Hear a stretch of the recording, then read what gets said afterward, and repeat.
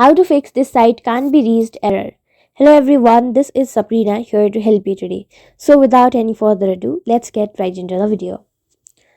So first, open your settings and then go to connections. Make sure you are connected to a stable internet connection. If not, turn on flight mode for a few seconds. Turn it off and then turn on your Wi-Fi again. After that, open a Chrome browser. Now tap on this three dot. After that, go to delete browsing data.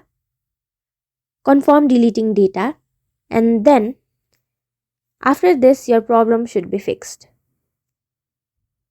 So that's it.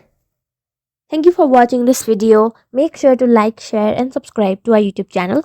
If you got any questions, comment them down and I'll catch you in the next one.